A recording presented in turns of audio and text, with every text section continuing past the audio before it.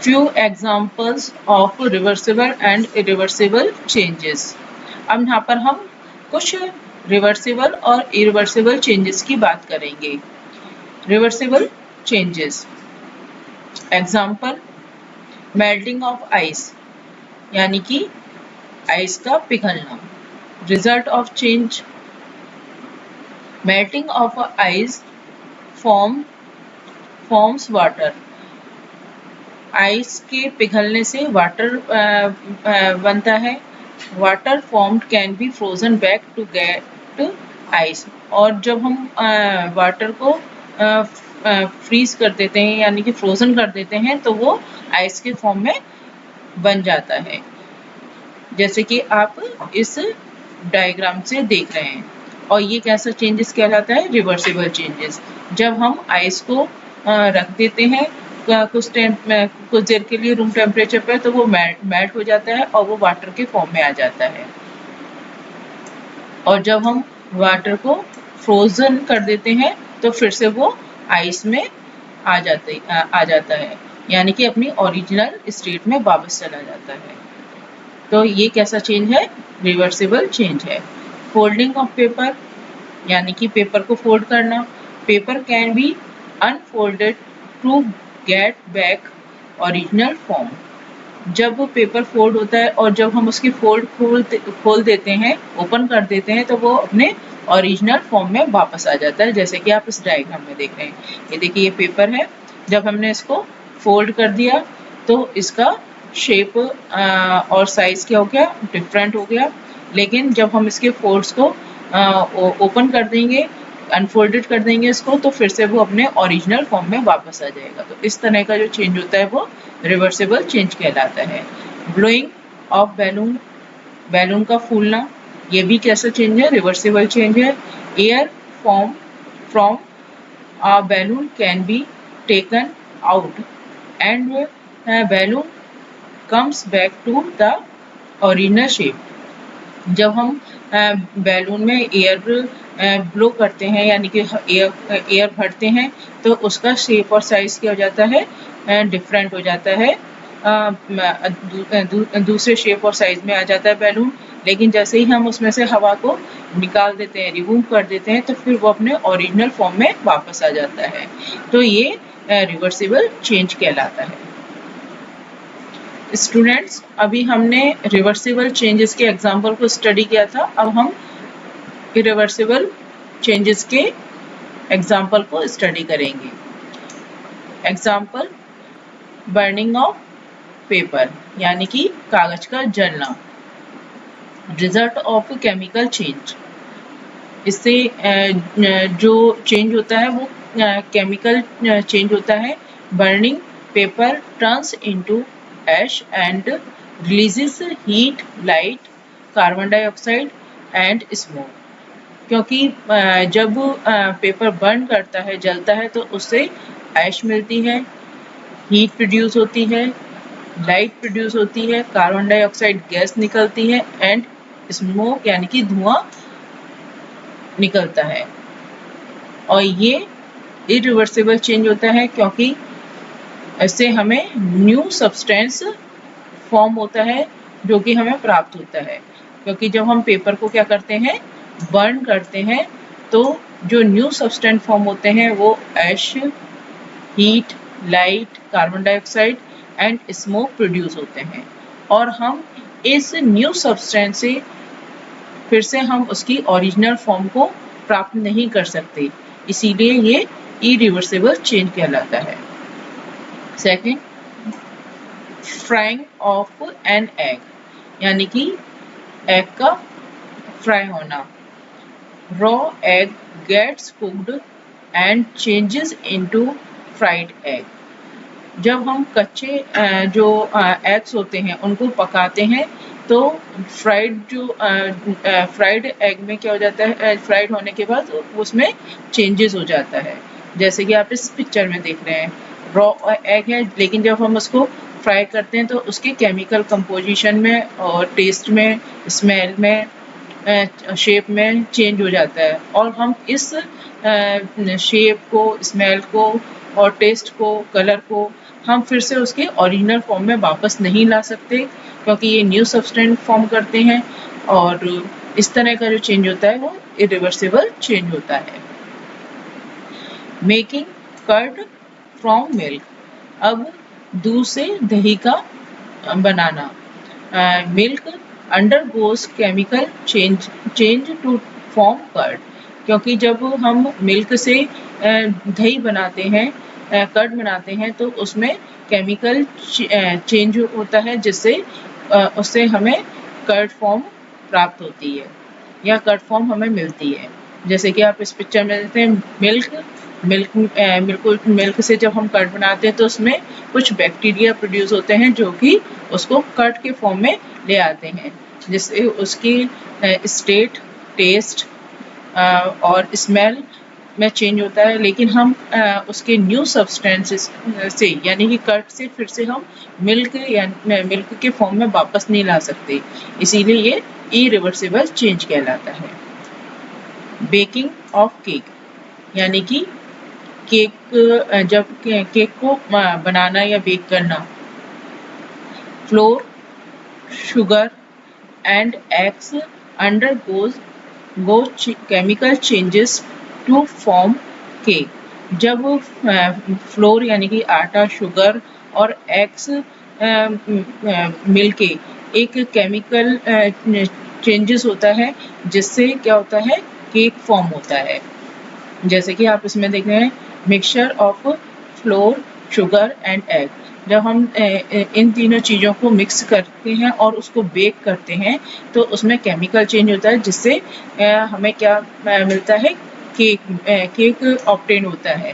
यदि हम केक से फिर से हम उसके ओरिजिनल फॉर्म को प्राप्त करना चाहें, यानी कि फ्लोर, शुगर और एग्स को लाना चाहें वापस, तो वो दोबारा से वो फॉर्म हमें नहीं मिलती, इसीलिए ये कैसा चेंज होता है, इरिवर्सिबल चेंज होता है। Reversible and irreversible change in the same material. अब हम स्टूडेंट्स अब ऐसे मटेरियल्स की बात करेंगे जिसमें रिवर्सिबल और इरिवर्सिबल चेंजेस होते हैं। Sometimes the same material can undergo a reversible or an irreversible change depending on the action performed on it. कुछ ऐसे मटेरियल्स होते हैं जिसमें रिवर्सिबल और इरिवर्सिबल चेंजेस होते हैं जब हम उसमें कोई एक्शन परफॉर्म करते हैं उनके ऊपर, तो उसके ऊपर ये रिवर्सिबल और इरिवर्सिबल चेंज डिपेंड करते हैं। This will be clear by performing activity third. अब हम इसको activity third से समझेंगे। To study reversible and irreversible change in the dough. अब हम डो में रिवर्सिबल और इरिवर्सिबल चेंज किस तरह से होता है उसके बारे में इस एक्टिविटी के थ्रू समझेंगे। First, reversible change. Take some dough and make a ball of it. Dough यानी कि जो आटा होता है, गूंदा हुआ आटा होता है, उसको डो कहा जाता है। वो थोड़ा सा डो लेंगे और उसकी एक बॉल टाइप की बनाएंगे, जैसा कि आप इसमें पिक्चर में देख रहे हैं। Roll it out like a roti. अब उसमें हम जो बेलन होता है उससे बेल के हम रोटी का जो सर्किल, जो रोटी जो होती है सर्किल शेप की, उसको हम रोलर की हेल्प से वो शेप बनाएंगे। Now change it back into a ball of dough. अब हम उस डो से उस बॉल की डो को से क्या कर देते हैं, उसके शेप में चेंज ला सकते हैं, और उस जो भी शेप हम बना रहे हैं उससे फिर से हम वापस डो में उसको कन्वर्ट कर सकते हैं, यानी कि डो की बॉल में उसको कन्वर्ट कर सकते हैं। Rolling a roti is a reversible change, as the rolled roti can be changed back to original dough. क्योंकि जो रोलिंग ऑफ रोटी होती है वो कैसा है, रिवर्सिबल चेंज कहलाता है, क्योंकि हम रोटी को रोल करके कोई भी शेप दे सकते हैं और फिर उसके बाद उसको हम शेप को ख़त्म करके, डिस्ट्रॉय करके हम फिर से उसके डो के फॉर्म में उसको वापस ला सकते हैं।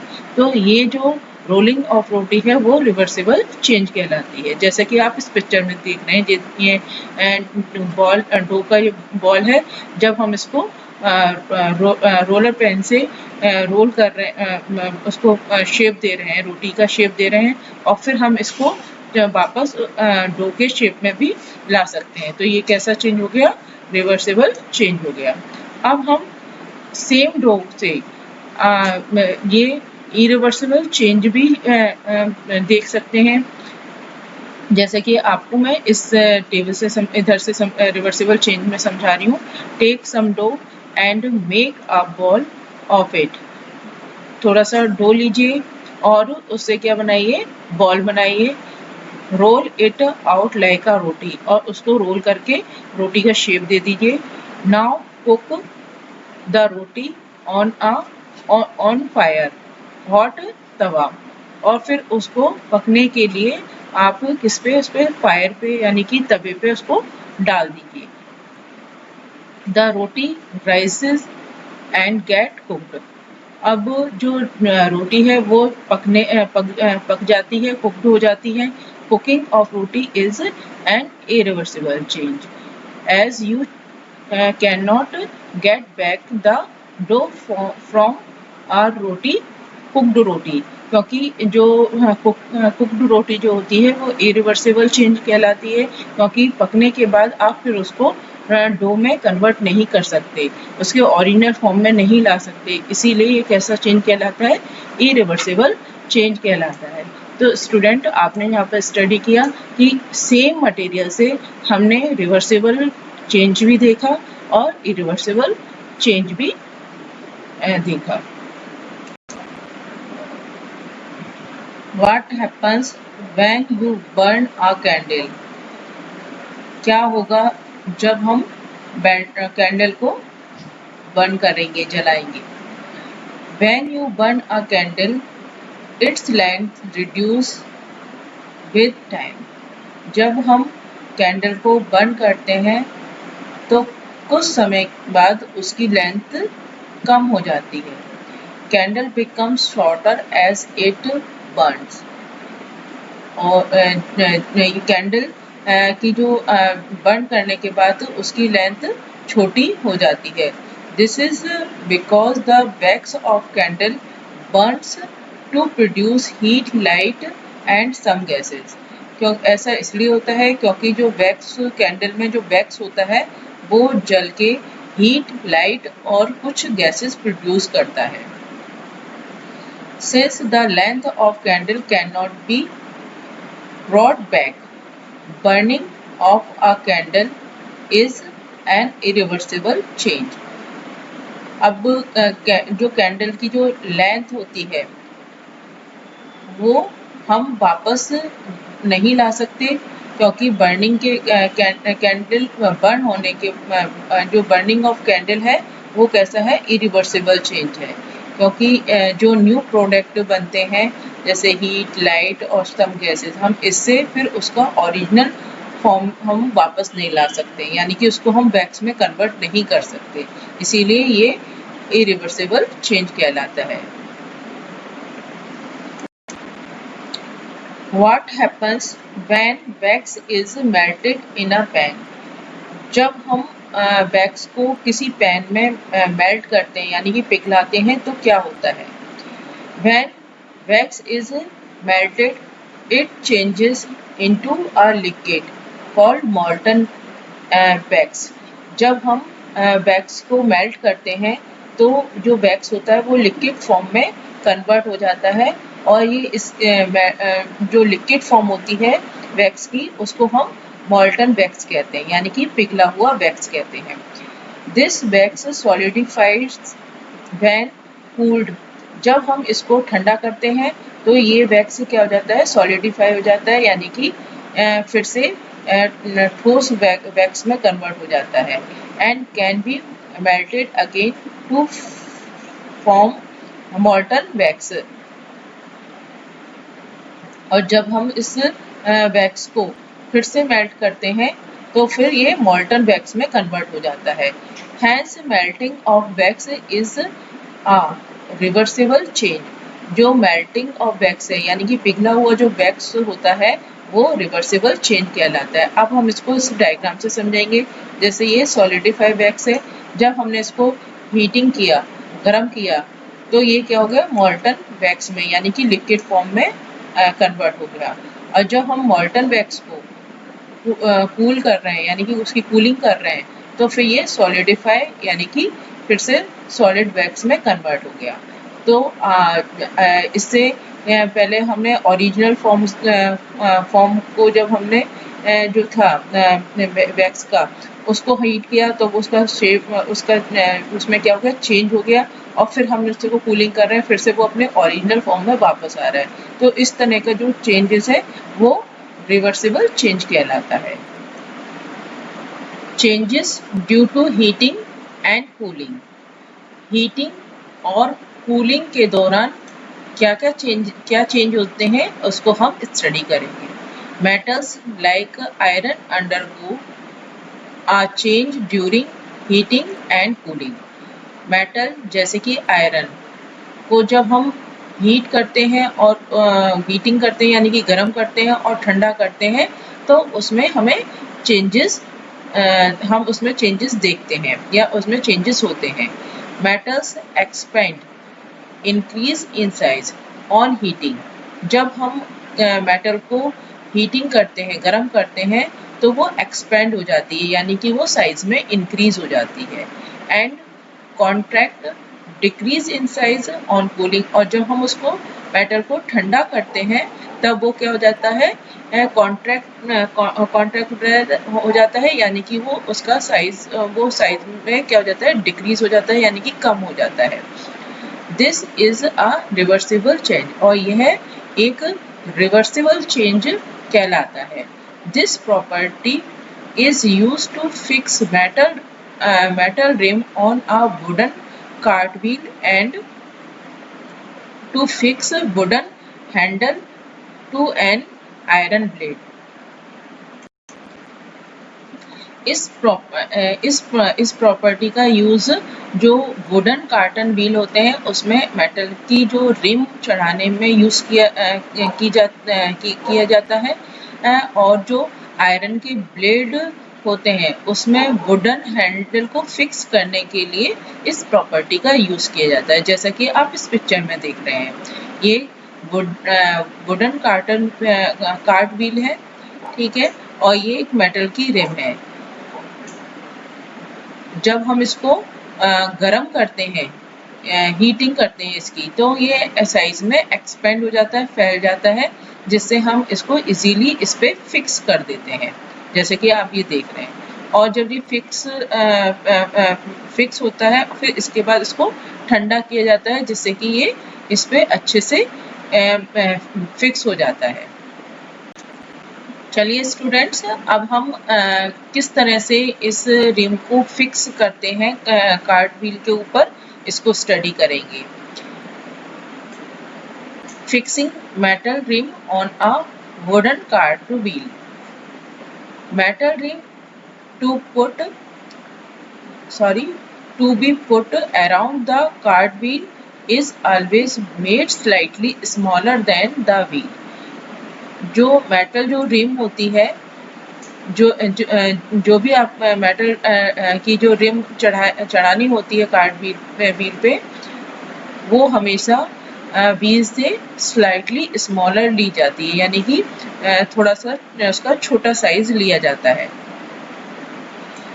When the metal ring is heated, it expands and becomes bigger in size. ऐसा इसलिए होता है क्योंकि जब मेटल रिम को गर्म किया जाता है तो वो उसका साइज जो जाता है वो एक्सपेंड हो जाता है यानी कि फैल जाता है और उसका साइज बिगर हो जाता है।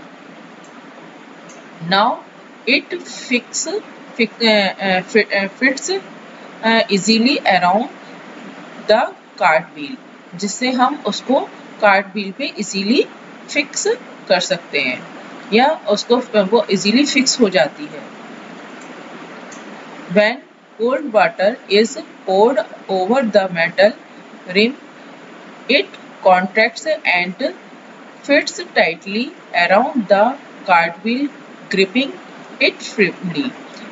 फिर इसके जब ये जो मेटल की जो रिम है, जब हम उस पे कार्ट व्हील पे फिक्स कर लेते हैं, उसके बाद इसमें ठंडा पानी डाला जाता है मेटल रिम पे, जिससे कि वो कॉन्ट्रैक्ट हो जाती है, यानी कि सिकुड़ जाता है, उसका जो साइज होता है वो डिक्रीज हो जाता है, कम हो जाता है, और कम होने की वजह से कार्ट व्हील को जो मेटल की रिम है वो टाइटली फिट हो जाती है और उसमें अच्छी कार्ट व्हील पे अपनी अच्छे से पकड़ बना लेती है। जैसा कि अभी मैंने आपको समझाया था, अब हम इसको फिर से दोबारा से एक बार इस पर डायग्राम से समझेंगे। ये देखिए, ये कार्ट जो व्हील है, वुडन कार्ट व्हील है, ये थोड़ा सा जो साइज होता है उससे थोड़े से छोटे साइज का मेटल रिम लिया जाता है। जब हम इसको हीटेड करते हैं तो ये एक्सपेंड हो जाती है, फैल जाती है, जिससे कि हम इस पे इसके चारों ओर उसको अच्छे से फिट कर लेते हैं। और जब ये फिट हो जाती है तो इस पर ठंडा पानी डालते हैं, जिससे कि ये इसका साइज डिक्रीज हो जाता है, कम हो जाता है, और ये जो मेटल की रिम है वो उस जो कार्ट व्हील है उसको अच्छे से टाइटली पकड़ लेता है और अपनी ग्रिप बना लेता है। Fixing wooden handle to an iron blade. अब स्टूडेंट्स, हम आयरन ब्लेड पे किस तरह से वुडन का जो हैंडल होता है उसको फिक्स किया जाता है, इसके बारे में स्टडी करेंगे। Digging tools like a spade have an iron blade with a hollow ring। जो डिगिंग टूल्स होते हैं यानी कि खोदने वाले टूल्स होते हैं, जैसे कि स्पेड को हम कुदाल भी बोलते हैं, उसमें एक उसके जो आयरन ब्लेड होता है उसमें एक हॉलो रिंग होती है, जैसे कि आप इसमें देख रहे हैं। ये आयरन का ब्लेड है और इसमें एक हॉलो रिंग है, खोखली रिंग होती है। ये देखिए, ये रहा। The wooden handle is fixed into this hollow ring. और जो वुडन का हैंडल होता है, लकड़ी का जो हैंडल होता है, वो हम इसमें इस जो हॉलो जो रिंग होती है उसमें क्या किया जाता है, फिक्स किया जाता है। ये वुडन हैंडल है और ये आयरन स्पेड का आयरन ब्लेड है, और इसमें आयरन ब्लेड में क्या है, एक होल बना हुआ है हॉलो, इसके अंदर ये वुडन का जो हैंडल है वो फिक्स किया जाता है। अब इसको फिक्स किस तरह से करते हैं? For this the hollow ring of iron blade is always made slightly smaller than the thickness of wooden handle। जो ब्लेड में जो हॉलो जो रिंग होती है वो हमेशा जो वुडन हैंडल का जो थिकनेस होती है उससे हमेशा छोटी रिंग बनाई जाती है हमेशा। when the iron ring of blade is heated, it expands and becomes bigger in size। ऐसा इसलिए किया जाता है, जब आयरन ब्लेड को जब हीटेड किया जाता है तो जो आयरन की रिंग है वो भी क्या हो जाती है, एक्सपेंड हो जाती है, यानी कि साइज में बढ़ जाती है, and becomes bigger in size, जिससे कि जो हॉलो जो रिंग होती है उसका साइज भी क्या हो जाता है, बड़ा हो जाता है। Now the wooden handle fits easily into the ring, जिससे कि जो वुडन हैंडल है वो रिंग्स में इजीली फिट हो जाता है। When cold water is poured over the ring, जब हम ठंडे पानी को रिंग के ऊपर डालते हैं, इट कॉन्ट्रैक्ट्स, और वो जो रिंग है या मेटल का जो ब्लेड होता है वो भी क्या हो जाता है, कॉन्ट्रैक्ट हो जाता है, यानी कि वो सिकुड़ जाता है। And fits tightly around the wooden handle, और वो जो वुडन का जो हैंडल होता है उसको अच्छे से फिक्स अच्छे से वुडन हैंडल पे फिक्स हो जाता है, या उसको अच्छे से अपनी ग्रिप बना लेता है, जैसा कि आप इस पिक्चर में देख रहे हैं।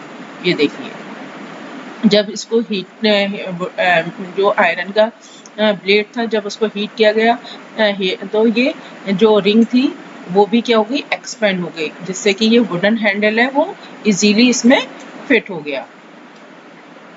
और जब इस पे हमने ठंडा पानी डाला तो ये कॉन्ट्रैक्ट होके इस पे वुडन हैंडल पे इसने अच्छे से अपनी ग्रिप बना ली, और ये अच्छे से टाइटली इस पे फिक्स हो गया। इस तरह से हम जो आयरन के ब्लेड्स होते हैं उस पे वुडन हैंडल फिक्स कर सकते हैं। Gold Smith creating gold jewellery. Gold Smith यानी कि जो सुनार होते हैं उनको गोल्ड स्मिथ कहा जाता है। वो किस तरह से गोल्ड ज्वेलरी क्रिएट करते हैं यानी कि बनाते हैं, इसके बारे में हम स्टडी करेंगे। A goldsmith creates gold jewelry by heating and cooling gold. जो गोल्ड स्मिथ होता है यानी कि सुनार होते हैं वो गोल्ड को हीटिंग गरम करके और ठंडा करके गोल्ड की ज्वेलरी को बनाते हैं। It is a reversible change, और ये रिवर्सिबल चेंज होता है। Goldsmith heats up gold till it almost melts and becomes soft. जो गोल्ड स्मिथ होते हैं वो गोल्ड को तब तक हीटिंग करते हैं जब तक कि वो मेल्ट नहीं हो जाते या फिर वो सॉफ्ट नहीं हो जाते। This gold is given a design shape and then cooled, और इस गोल्ड को वो एक डिजाइनिंग शेप देते हैं और उसके बाद उसको ठंडा कर देते हैं। This gold jewellery can be melted back to gold for redesigning, और ये जो गोल्ड की जो ज्वेलरी होती है फिर से इसको मेल्ट किया जा सकता है, यानी कि पिघलाया जा सकता है, और उस गोल्ड से फिर से उसको रीडिजाइन करके न्यू ज्वेलरी बनाई जा सकती है, जैसे कि आप इस पिक्चर में देख रहे हैं। ये देखिए, ये गोल्ड की ज्वेलरी है जिसको जब हीटेड किया तो ये मॉल्टन स्टेट में आ गई, यानी कि पिघली हुई स्टेट में आ गई। फिर इसको रीडिज़ाइन किया जा सकता है, यानी कि फिर से इसको डिज़ाइन में कन्वर्ट किया जा सकता है, दूसरी डिज़ाइन दी जा सकती है या उसी डिज़ाइन में भी कन्वर्ट किया जा सकता है। तो इस तरह का जो चेंजेस है ये कैसा है, रिवर्सिबल चेंज कहलाता है। स्टूडेंट्स, अब हम रिवर्सिबल एंड इरिवर्सिबल चेंज को फ्लो डायग्राम से समझेंगे। जो रिवर्सिबल एंड इरिवर्सिबल चेंजेस होते हैं उनको 2 क्लासेस में डिवाइड किया जाता है, reversible changes and irreversible changes. Reversible changes temporary changes होते हैं ये, यानी कि कुछ समय के लिए होते हैं, और इरिवर्सिबल चेंजेस परमानेंट चेंजेस होते हैं, ये एक हमेशा के लिए होते हैं, एक बार चेंज हो जाते हैं फिर उसको हम उसके ओरिजिनल फॉर्म में नहीं ला सकते। Can be reverse to obtain original form. हम रिवर्सिबल चेंजेस में जो सब्सटेंस होता है उसको हम रिवर्स कर सकते हैं, यानी कि उसकी ओरिजिनल फॉर्म प्राप्त कर सकते हैं। Can not be reversed to obtain original form, जबकि इरिवर्सिबल चेंज में हम उसकी ओरिजिनल फॉर्म में उसको रिवर्स नहीं कर सकते हैं। चेंज इन फिज़िकल प्रॉपर्टी, जो रिवर्सिबल चेंज होते हैं उसमें सब्सटेंस की फिज़िकल प्रॉपर्टी में चेंज होता है। चेंज इन केमिकल कंपोजिशन, जबकि इरिवर्सिबल जो चेंजेस होते हैं उनकी केमिकल कंपोजिशन में चेंजेस होता है। रिवर्सिबल चेंजेस के example melting of ice, rolling of dough, fixing an iron rim on cartwheel, mixing of salt and water without any reaction. अब यहाँ पर इरिवर्सिबल चेंजेस के एग्जांपल हैं bursting of balloon, cooking a dough, burning a wood burning of wood, making curd from milk, mixing of two substances with chemical reaction।